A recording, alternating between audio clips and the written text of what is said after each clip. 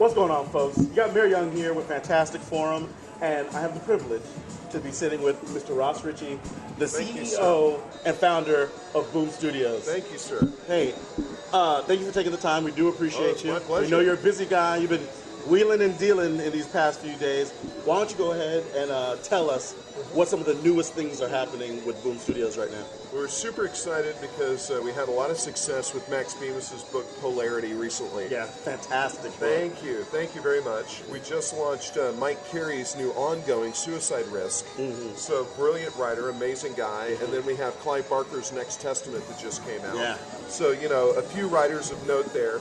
And then, of course, everybody's excited about Six Gun Gorilla. Yeah, with Cy Spurrier, because, you know, after all, it's a gorilla with guns. Right, like, indeed. how do you go wrong?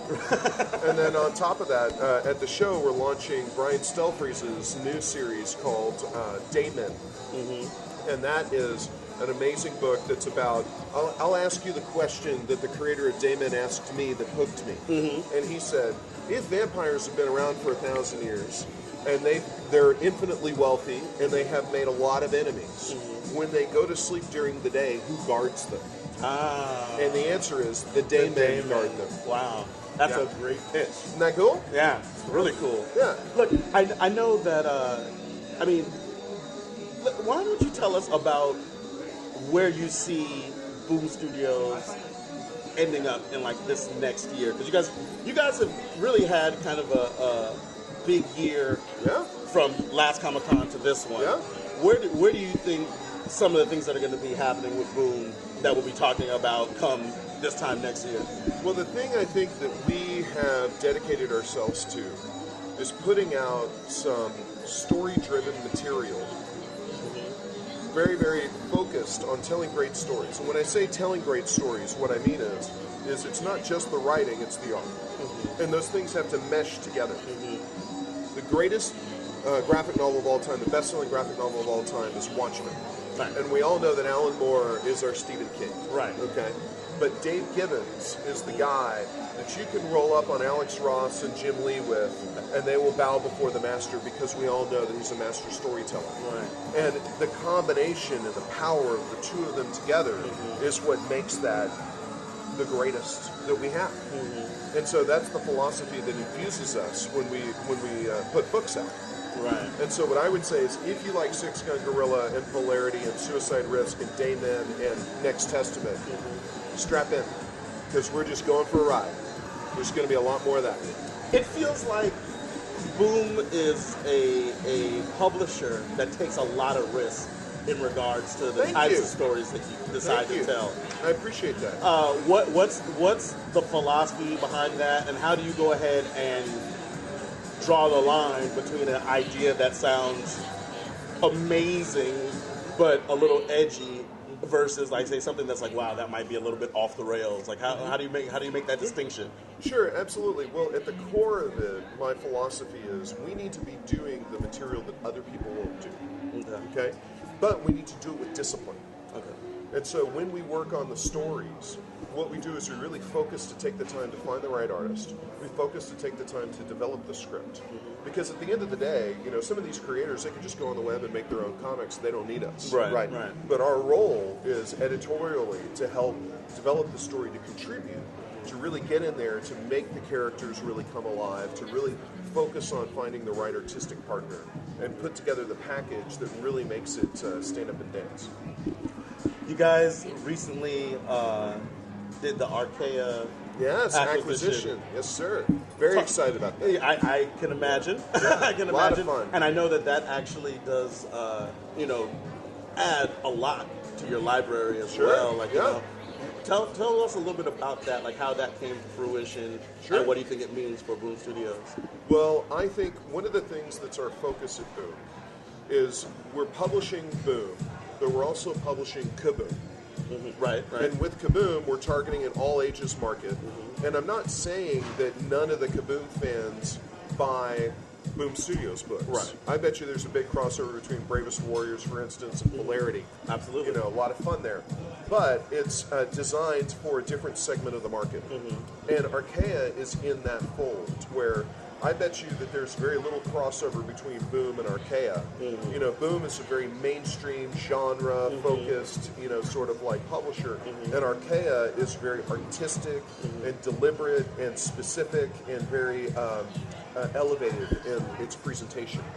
And so we thought that it would be this great complement that didn't cannibalize anything that we did, but was a publisher that could come in, become an imprint at Boom, and then we could help take them to the next level by making maybe, you know, the delivery dates a little bit more disciplined, helping them with their distribution, and helping them with, you know, their retailer discount and those different elements. And how did that, like, how does that deal come into being? Do you guys approach a lot of work? Like, you guys approach Archaia, or they approach you?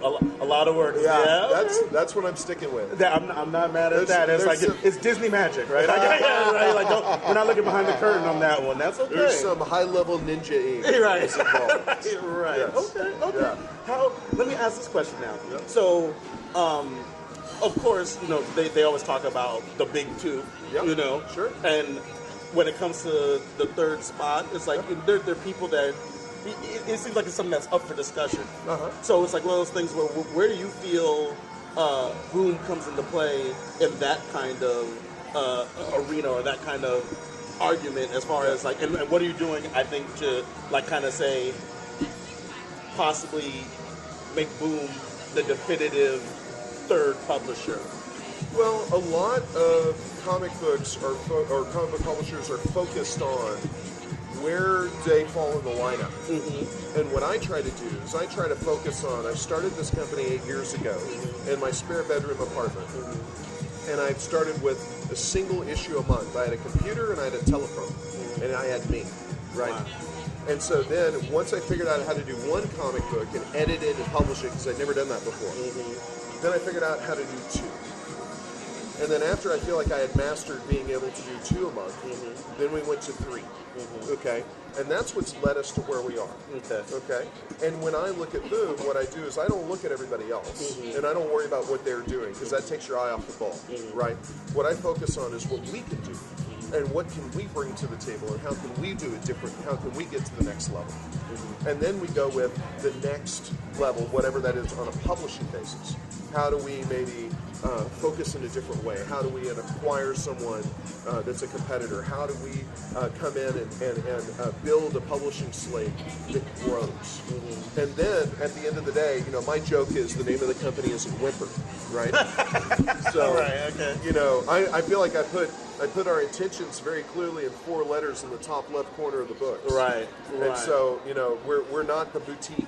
Right. We're not just going to go quietly. Indeed. So, you know, we're going to get in there and but we're playing our own game, and that's really what we're focused on. What really made you feel like, you just said how, you know, you started this in your apartment with your computer and your phone. Not having never edited, published, what made you say, you know what, I'm just going to go ahead and do that?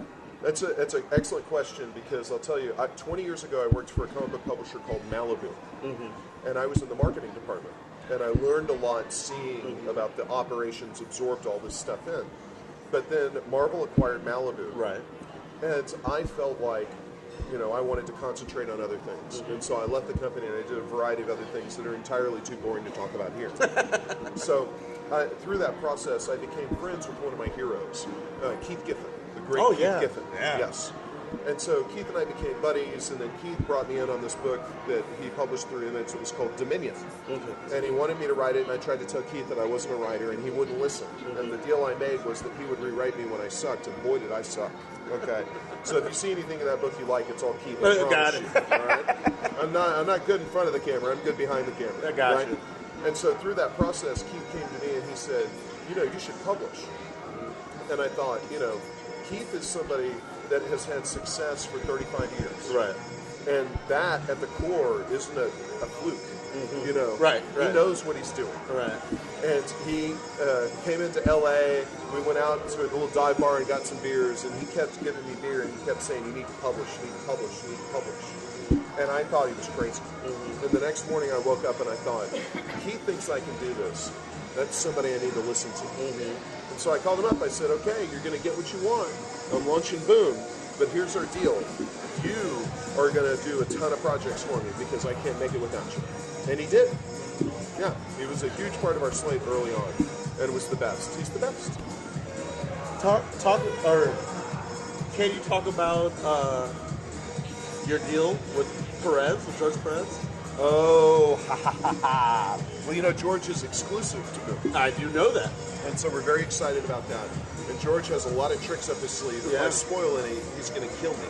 He's been on a hiatus for a little bit, so it's very exciting to hear that he's back in the, doing his thing. But at least tell us how it is that you were able to get him to come to the field at this point in time. Well, at the core of it, I believe when you have somebody who's a legendary talent like George, like George has done it all. Yeah. Okay? So there's no hocus pocus, there's no razzmatazz that you can do. George has seen the entire gamut of publishing. Yeah. And so what we did was we flew him out to LA, we brought him into the offices, and we spent a couple days with him. And we just said, here's who we are. And here's why we think this is exciting. And if you look at all of this, and you say, hey, it's not for me, that's totally cool. Because at the end of the day, we don't want any sort of like, oh, we're going to trick you, or we're going to misrepresent, or like we're so hot to get George in, we'll do anything. Right? Because once you do those deals, you got to live together. Right? It's like having roommates. Right? So at the core of it, we went to him and we just said, this is who we are and this is who we represent. And George, I tell you, George gave me perhaps the biggest compliment of my career. And what he said was, he walked into Boom on the first day, and he kind of breathed in, and he looked to the left, and he looked to the right, and he said, this is what it felt like when I walked into the bullpen in Marvel Comics in the late 70s. Wow. Yeah. Wow. Yeah. That made me feel really good. Absolute. Yeah. I mean, I'm sure that just, the experience, we all know that he had a somewhat of a funky experience at the last publisher he was at, and so I'm sure being over at Boom be like a breath of fresh air. Yeah, well, look, everybody does different things, and at the core, I think one thing that we can all appreciate as fans is that when you run Marvel or when you run DC, okay, we all dream about something like that, and we say what we would do if we could get our hands on the characters. But the truth of the matter is every single month is a crisis. Right. It's an unending pressure cooker. Yeah. It's like working at Wall Street or something. Because the books ship. Right. And at the core of that, you have these incredible characters. Right. And the pressure is on you to execute and to perform. Right. I had a drink with Dan Buckley, and Dan, publisher of Marvel, back in the day when I was at Malibu, I was the marketing manager at Malibu, and Dan was the marketing manager at Marvel.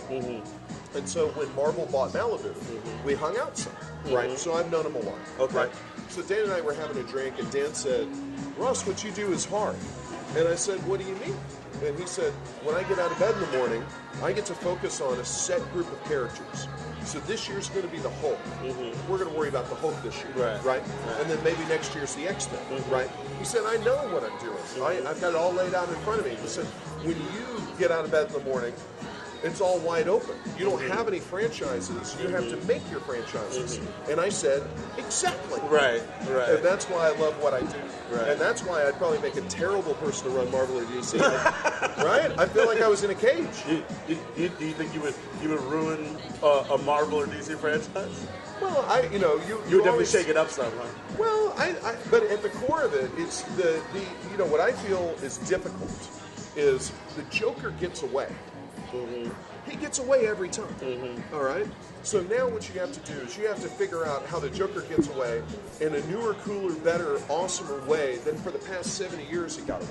Gotcha. And what's hard for me is I feel handcuffed by that. Because the Joker gets away. It's all been done. I mean, I got. Well, I'm not saying that, but I'm saying that it takes a specific skill set, and I believe that Marvel and DC do excellent work. Like Scott Snyder on Batman is just tearing it up. Absolutely. And you look at there's lots of great Marvel books, but to have that skill set to know. Like, if you came to me and said, how does the Joker get away in a newer, cooler way, I'd be like, I'm going home. Because I don't know, right? But instead, I can look at Polarity, or I can look at Six Gang Gorilla, and I can go, hey, 6-gun gorilla. Let's go backside. This guy's a talent. Let's get Jeff Stokely. This guy's a talent. Jeff Stokely's smash it together. Yeah. So I'm going to put in a word right now for The Reason for Dragons from Archaia. Yeah. We're debuting it here at the show. Right. And Jeff drew the whole graphic novel. Right. So it's killer. It's Yeah. got a beautiful package. It's an awesome, awesome thing. But at the core of it, it's like what my gift is, what excites me is not figuring out. And you know, like guys like Scott Snyder are brilliant at figuring out how does the Joker get away. Right. You know, I'm not bagging on that. But at the core of it, it's just not me. That's fair. Yeah. Ross, why don't you go ahead, look into the camera, and just tell the people the one thing that they need to know about Boom Studios right now. Oh, wow. Well, here's what I would tell you about Boom Studios. If you're looking for new stories and you're looking for fresh voices, come to Boom. It's just that simple. Ladies and gentlemen, it's Ross Richie, the CEO of Boom Studios. Thanks, man. Thank you. Thank you. Fantastic.